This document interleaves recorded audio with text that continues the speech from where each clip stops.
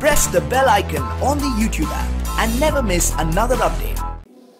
Canadian Prime Minister Justin Trudeau finally met his Indian counterpart in New Delhi on Friday at the end of his 8-day trip. While the leaders did get through some important business, much of the chatter was centered around Trudeau's soft stance on Sikh separatists in India. Canada is home to a sizable contingent of Sikhs, many of whom are heavily involved in politics, and Trudeau's stance isn't going down well in the South Asian country. Our India correspondent Shweta Bajaj reports. After a week traveling around India, Trudeau finished up with a half-day's work in the capital.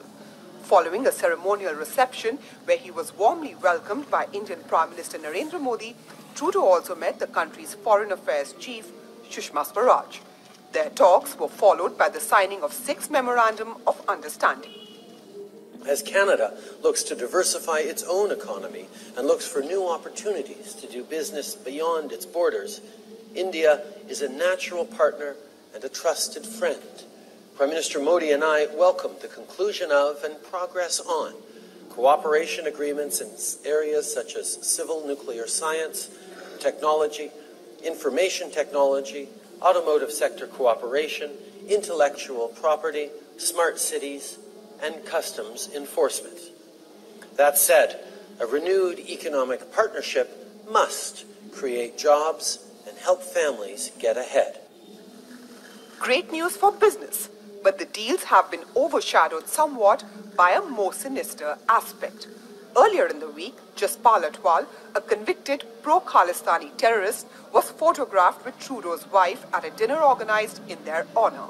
Atwal, who was a member of the now-banned International Sikh Youth Federation, was sentenced to 20 years in prison for trying to kill an Indian politician.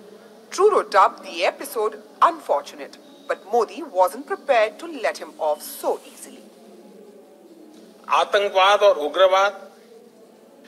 Terrorism is a danger for countries like Canada and India. It's important that we both work together on this.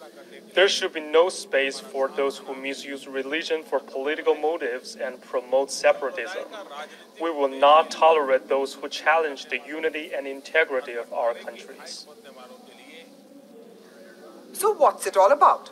Well, Canada is home to 1.3 million people of Indian origin. About half of these are Sikhs, some of whom have a lot of influence in the country. So many in India are skeptical about Trudeau's true motives. India and Canada's bilateral trade is only $8 billion. Even as both the countries are looking at doubling this, Justin Trudeau's this visit to India was more about business of votes and less about business.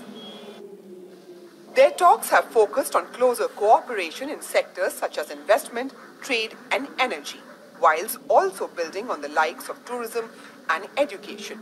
But whether the sides can put this issue behind them and move on could determine the real strength and potential of their partnership. Shweta Bajaj, CGTN, New Delhi, India.